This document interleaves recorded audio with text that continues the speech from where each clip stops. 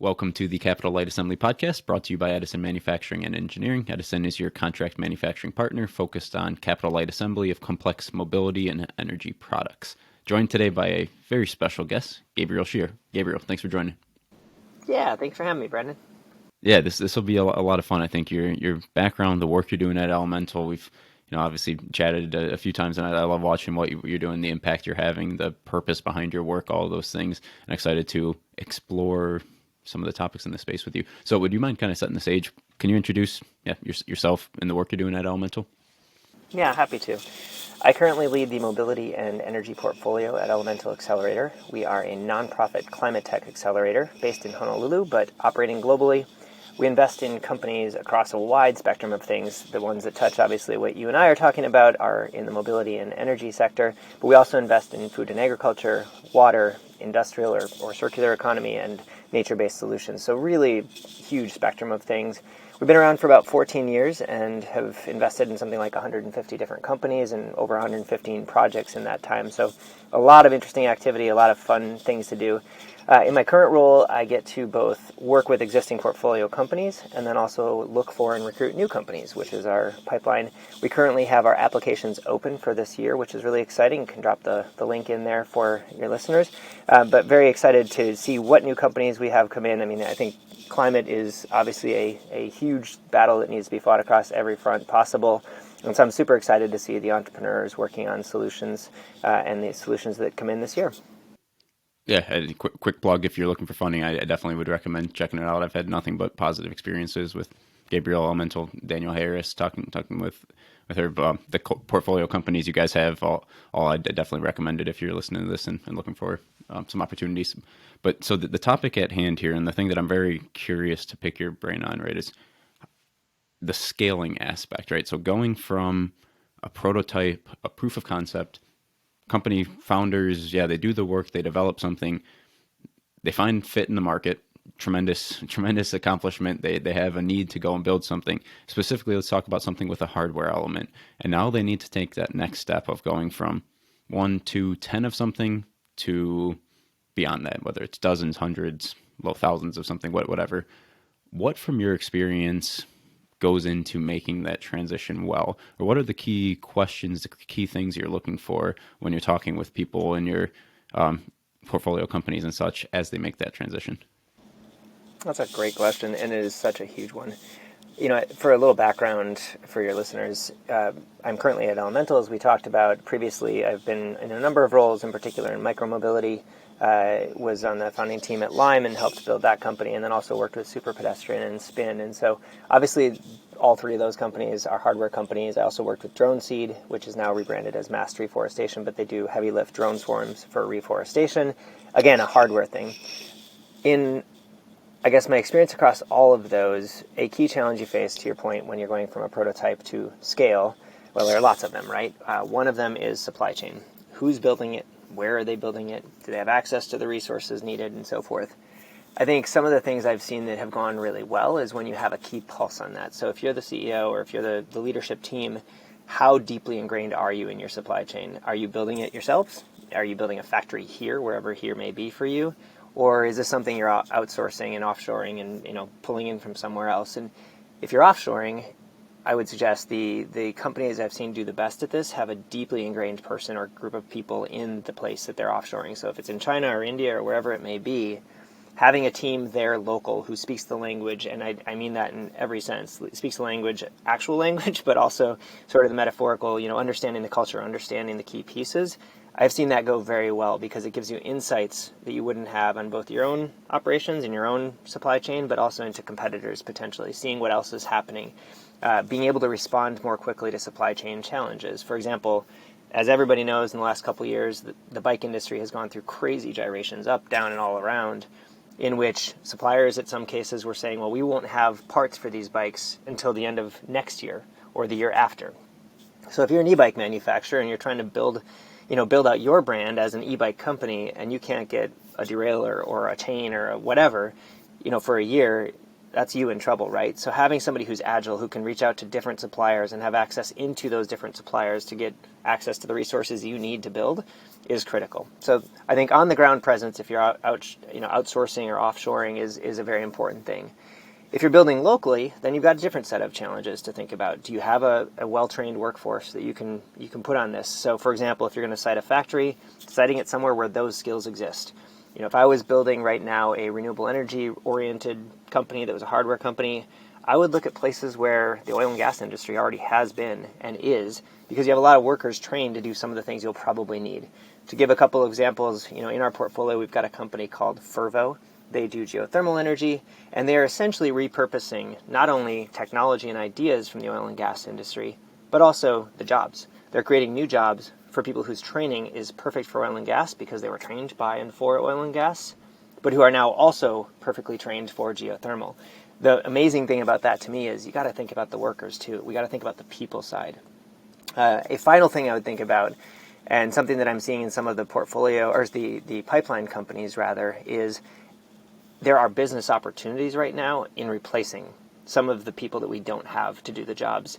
So one of the bottlenecks, I think, in the renewable industry in general right now is workers, contractors who can install heat pumps or who can build the things you need. So I'm seeing some companies coming now who are saying, well, we're actually taking that step out. So if, heat pumps is a great example, actually. If you've had a heat pump installed, you know that it's a complicated process because every house is unique. You've got to have someone come in, figure out where the pump goes, where the furnace base goes, got to drill into different things. You have to have electricians, etc. All these people. Well, if you could simplify that and say, here's a heat pump you can install yourself, so much simpler, right? That's not to say that that's going to be the solution for everything, but I think there are business opportunities in figuring out, will there be a trained workforce? And if not, what can I build instead? Yeah, that's unexpected, I would say, in that. So I asked that question on what goes in scaling, and pretty much the oversimplifying, but it's relationships and people is more or less the answer that you just gave there. Which, yeah, that certainly is not intuitive for me, and I would imagine for others as well. And it's actually really interesting in that. So, Edison, the company we're building, we're very people's focused, values focused. We also happen to be a manufacturing company, and I've convinced myself that those are nicely tied. But I guess as you're talking about it in the examples that you're giving here, like, yeah, there's maybe at a fundamental level, this is important, especially given that we rely and believe heavily on manufacturing that does not use huge automation and robotics, the type of spaces that we're playing in. And I think generally, and maybe can you speak to that point? I think generally this step here doesn't rely so much on automation, but can you speak to kind of how you've seen that play out, or where it is that people are coming in manual labor versus where automation makes sense, or what that staged approach might look like? Well, I guess if you're talking about the manufacturing side, in other words, making the things in the first place, I think that the shortage we're seeing, again, across renewables is going to manifest in a lot of different ways. So I think there is need for both of the things you just touched on, which is people making things and also automation. I think about automation a lot when I think about installation of things. So a lot of the transition requires going into people's houses or living spaces and changing things. The more you can make that self-service, the better. The more you can make it so I don't need to hire a person, because the more you roll trucks, the more expensive it gets, right? The more you roll trucks, the harder it is because you have to schedule, and that can get challenging. And ultimately, that also means hiring people who may not be there. We need more electricians. We need more contractors. If we don't have them, your heat pump can't get installed in the current scenario. So I think, again, there's a business opportunity in, and there's a challenge around automation. Flip side is we're going to need people for a while longer to do a lot of things. There are things that are complicated, and those require brains to come in and show up. They require people with tools and knowledge and skills to actually do those either manufacturing side jobs or installation type jobs. I think that one of the things we'll see with a lot of the renewables is we are going to have to build new transmission capacity. We're going to have to install new renewable sites. We're going to have to change how we think about infrastructure, and all of that requires people to do jobs. So I don't see it as a binary sort of, do we automate or do we have people? I think that all of these things are the yes ands. A interesting business opportunity from my perspective is training people, is workforce development. In particular, Van Jones was talking about this, 20 years ago, the idea of green jobs. How do you give people jobs that both help the climate, or help fight climate change and create meaningful on-ramps to real opportunities for people. And so I still think, here we are 20 years later, that is a tremendous opportunity to build workforce training in the workforce of tomorrow. And any companies who can figure out, to tie your two ideas together, how to automate that, to train people at scale, I think that's a humongous business opportunity. So when you're looking at what you're doing now, the things you're building, the people, I don't see it as binary. I think it's both things. We need automation because we don't have enough people to do the jobs. We also need people, and we need them trained, and we need to give people good job opportunities for the future. Yep, 100% aligned there. That makes a lot of sense. And another area I want to dig a layer deeper. So you mentioned there's this decision point, right, for a founding team to determine, are we going to become a manufacturing company as well? Are we going to build things in-house, or are we going to work with a partner, whether that's onshore or offshore or whatever? What in your mind, or what have you seen, are the most important questions to be asking? Is that purely a dollars and cents ROI question? Is this a question of focus, or what is it that goes into making that decision? There are so many things that go into that. If you look back at the early days of shared scooters in cities, there was a lot written publicly at the time about who was using what brand of scooter off the shelf, right? And in the early days, it was Okai and Segway and a few other brands that were making the scooters. And I think one of the things that Lime did really well was we outsourced, but we maintained very careful control over the outsourcing. And so we designed the vehicles ourselves, scooters, bikes, all of that, and worked with partners to produce them. One of the things that gave us was the ability to iterate really quickly. There would be different kinds of scooters in any given city at any given time. You might jump on a scooter in LA and the person next to you jumps on the same Lime branded scooter, but it's a different manufacturer. And the thing that gave us was the ability to learn quickly. What works, what doesn't? How do we quickly iterate and fix the things that go wrong? So as you think about things, I think that's a key thing, is how do we build the best thing? We share risk across lots of manufacturers. Same with the supplies and parts aspect of things. Like, this manufacturer can't do it because they're lacking something. Let's partner with another one and see if they can. So I think that gives you a lot of ability to control and experiment and test. And especially in a hardware game, testing can get really expensive really fast. Depending on what you're building, you may not have the luxury of building giant versions of something with multiple different vendors. So I think one of the things you consider is this a thing like that, where it's a consumer-facing product, we're building lots of relatively small things, or is it a giant thing, in which case we need to control every aspect and we need to be very careful about sourcing. Maybe we build it ourselves, or maybe we outsource, but very carefully, versus we're going to deploy a whole bunch of things, units of whatever. We can go at scale, test lots of things at once, learn lots of things at once, try different things across different vendors, and ultimately settle on something that works really well. And that settling may still be, we bring it in-house, or maybe we keep it outsourced, but we've focused on these vendors because we know they're good at doing what we need them to do. But I think that testing is really good. Some of Lime's competitors in the early days were using off-the-shelf stuff, which, at first we kind of did too. But using off-the-shelf stuff puts you at the whims of other vendors, of people, what they're making, and it gives them the chance to learn. I mean, if you look at what Foxconn is doing right now, it's very interesting, right? If they become the backbone for EVs, at some point they're a white label EV manufacturer which controls a vast majority of the value chain. So, if I'm Mazda, what's left? If I'm Toyota, what's left? I think there are some really interesting things to think about there as you're thinking about manufacturing and who owns what piece of the IP. Yeah, I mean, not that I've asked any necessarily easy questions, but maybe an even tougher one. So maybe, and somewhat self-serving, right? So we're in the contract manufacturing space, and I'd be curious from your perspective, what is required from a contract manufacturer on now the other side of this equation, right? So the principles that we've thus far built this around is, I mentioned, so it's capital light, the name of this podcast, and it's not necessarily saying that you should always be capital light, but for the specific applications that we're targeting, the hard to automate, the low volume, the high flexibility areas, we believe that a staged, strategic, intentional decision on a capital outlay is important. And we've built our entire culture around building true partnerships with our customers and being flexible and agile as products change. So that's so far become the things that we focus on. Abstracting that out, though, from your perspective, what have you seen from a contract manufacturer, or manufacturing partner, that what it really takes for them to serve the needs of a founder when they are going through this journey and trying to launch a product or enter a market? I think at the risk of blowing smoke, what you just said is exactly what we need. Like if you're a startup and you're trying to iterate on a product, you want someone you can trust, and you want someone who can iterate fast, which is what you said you strive to build. We it depends on what you're building. Obviously, there are some things where we build one and it's really big and really expensive and takes a long time. I don't think that's what it sounds like you're talking about. But if you're somebody who's building things where we've got to learn quickly, we've got to have lots of cycles, we need a trusting relationship where we can call you and say, hey, this isn't working, or we need to tweak it to do this, or how quickly can you switch the line to do whatever. So we need trust and we need agility, right?